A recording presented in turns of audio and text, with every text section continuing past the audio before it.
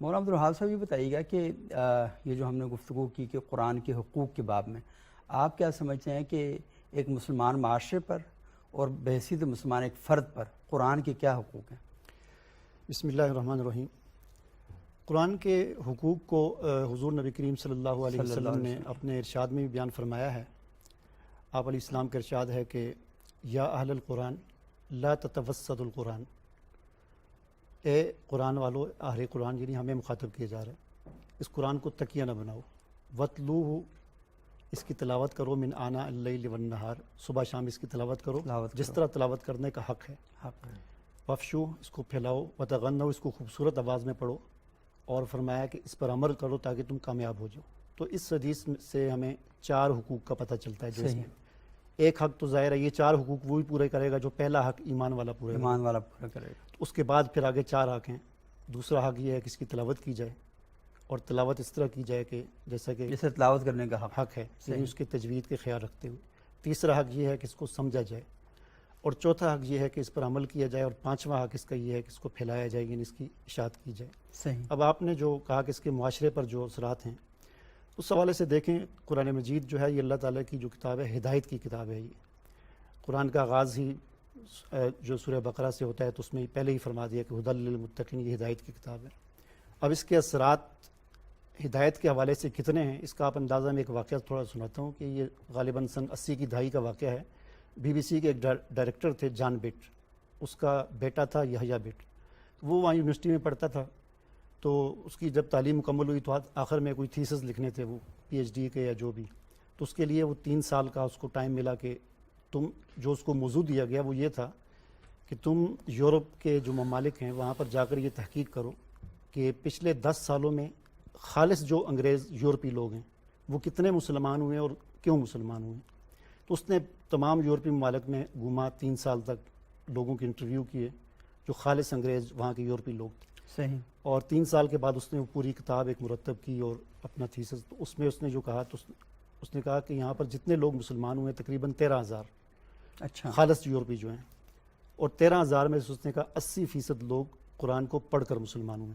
اچھا، تو اس سے ہمیں پتہ چلا کہ قرآن کو اگر پڑھا جائے سمجھ کر تو یہ ایسی ایک ہدایت کی کتاب ہے کہ اگر کوئی کافر بھی اس کو سمجھ پڑھتا ہے تو اس کو بھی ہدایت ملتی ہے۔ اس میں پھر اس نے ایک خاص ایک جو خاتون ہے اس کا بھی انٹرویو کیا تھا، مریم نام ہے، غالباً وہ آج بھی ہے امریکہ کی یونیورسٹی میں، وہاں کی اسلامک شعبے کی ہیڈ ہے۔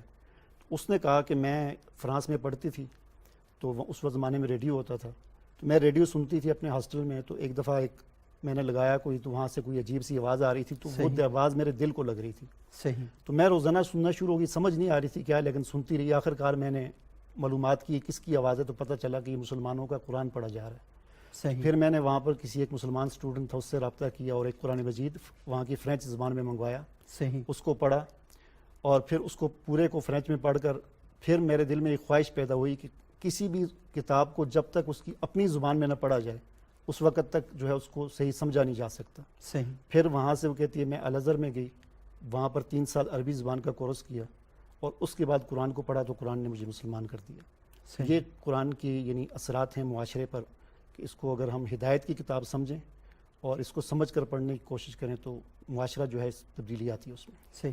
اچھا، یہ بڑی اہم بات آپ نے کی کہ جو خصوصاً قرآن کے 5 حقوق آپ نے بیان کیے کہ سب سے پہلی بات یہ کہ اس پر ایمان لایا جائے، دوسری بات یہ اس کی تلاوت کی جائے، تیسری بات یہ کہ قرآن میں اللہ تعالیٰ جو کہہ رہے ہیں اسے سمجھا جائے، اور چوتھا جو آپ نے سمجھ لیا اس پر عمل کیا جائے، اور 5واں اس کی نشر و اشاعت جو کی جائے۔ جس بات کو آپ ٹھیک سمجھتے ہیں، حق سمجھتے ہیں، اور آپ کو پتہ چل گیا کہ یہ بات درست ہے تو اس بات کی نشر و اشاعت کی جائے۔ تو یہ مرحلہ بڑی اہم ڈسکشن ہے اور اس میں کچھ مزید سوالات میں، لیکن ناظرین ایک وقفہ لیں گے، وقفے کے بعد آپ کی خدمت میں حاضر ہوتے ہیں۔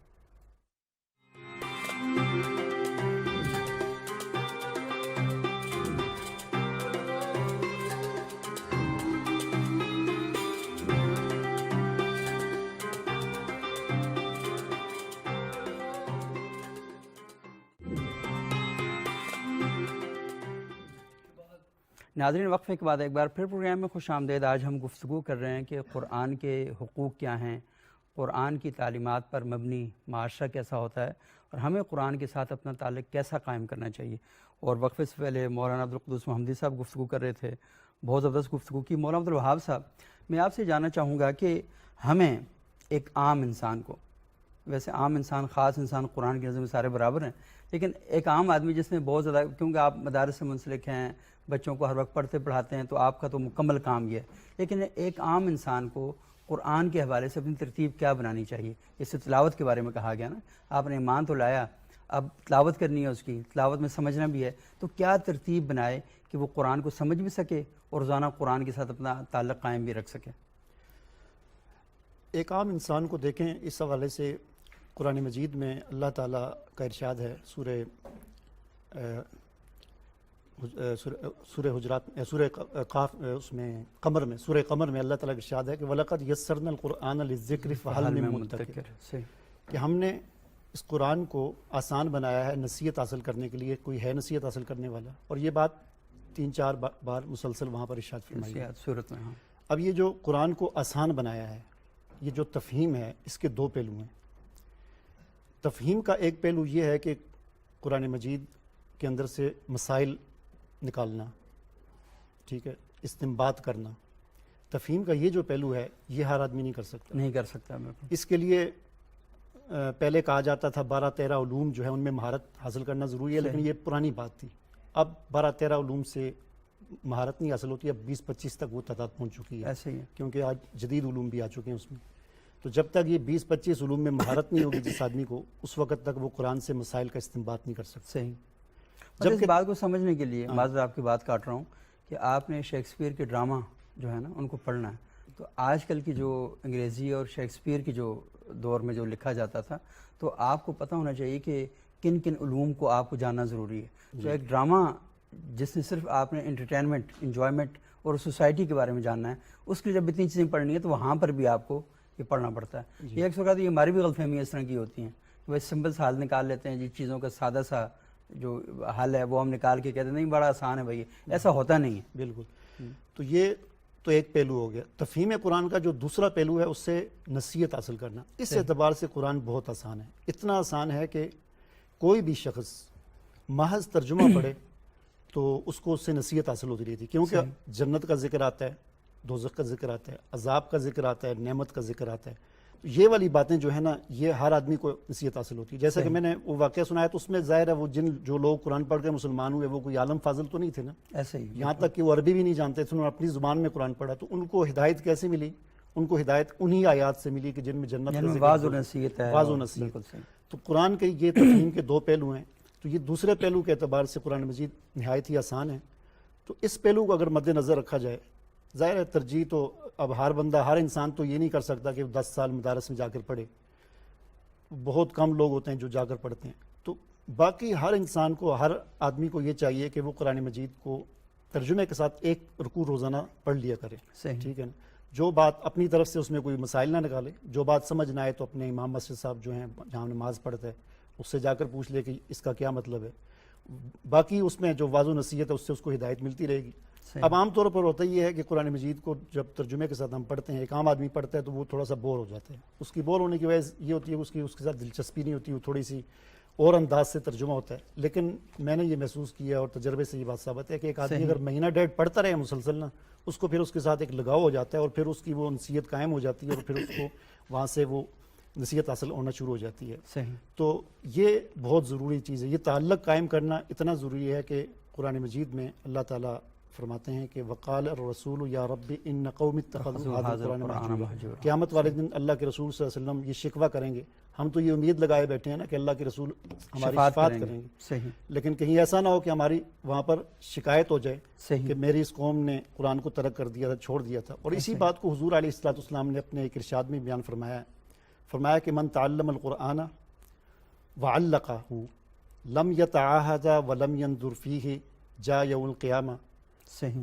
کہ جس آدمی نے قرآن کو سیکھا اور پھر اس کو بند کر کے رکھ دیا، صحیح، نہ اس کو پڑھا، نہ اس کے اندر غور و فکر کیا، قیامت والے دن وہ اللہ کے حضور اس حال میں پیش ہوگا کہ قرآن اس کے گلے میں لٹکا ہوا ہوگا، صحیح، اور قرآن کہے گا کہ اے اللہ، اے میرے رب، یہ جو تیرا بندہ ہے اس نے مجھے اتخذنی مہجورا، اس نے مجھے چھوڑ دیا تھا، ترک کر دیا تھا۔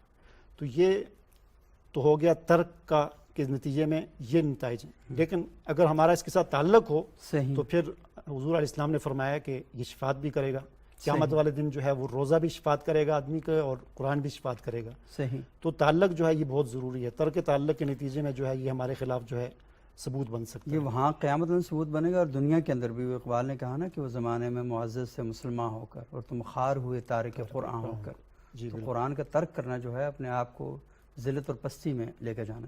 اور ویسے بھی سب سے بڑی بات یہ کہ ہم اپنی سوسائٹی کے اندر جب بھی بات کرتے ہیں نا کہ ہم اپنا جو آئین ہے اس کو ماننے والے ہیں, لیکن ہم یہ کہیں کہ ہم آئین تو لے کر رکھ دیا ہم نے بڑی بلند اونچی جگہ پر, لیکن کہا جی کہ معاشرے کے اندر آئین وہ ہونا چاہیے, آئین کے مطابق اداروں کو چلنا چاہیے. تو وہاں پر ہم دیکھتے ہیں کہ پھر وہاں پر ہم آگے پیچھے ہونا شروع ہو جاتے ہیں. تو اس کے نتائج بھی ہمارے سامنے ہیں, ہمارا معاشرہ کیسا ہے. تو قرآن تو آپ کو دنیا اور آخرت کا آئین ہے نا. اگر دنیا میں کام نہیں کریں گے تو یہاں خار ہوں گے, آخرت میں نہیں, وہاں کے لیے تیاری نہیں کریں گے, دنیا میں نہیں تو وہاں پر آپ خار ہوں گے. تو سب سے بہتر بات تو یہ ہے کہ اگر آپ کسی چیز پر ایمان لاتے ہیں تو یہ منافقت کی بدترین سطح ہے کہ آپ یہ کہیں کہ میں ایمان لاتا ہوں, میں اس کی تلاوت کرتا ہوں, میں اس کو سمجھتا بھی ہوں, میں اس کو پڑھتا بھی ہوں, عمل میں نہیں کروں گا. اس کا مطلب یہ ہے نا کہ آپ ڈاکٹر کے پاس جائیں, دوائیاں لیں اور واپس آئیں اور ادویات کھائیں نہیں, یا ڈاکٹر کے نسخے کو ڈاکٹر کے مطابق استعمال نہ کریں اور پھر آپ ٹھیک نہ ہو اور آپ کہیں یار ڈاکٹر بھی عجیب آدمی ہے, میں اس پر دوائیاں لینے کے لیے گیا تھا, اسے مجھے لکھ کر دی ہیں لیکن میں ٹھیک نہیں ہوا. تو بھائی آپ درمیان سب سے اہم بات مس کر رہے ہیں کہ آپ نے دوائیاں کھائی نہیں ہیں اور اس طریقے سے نہیں کھائیں کہ جس طرح ڈاکٹر نے بتائی تھی.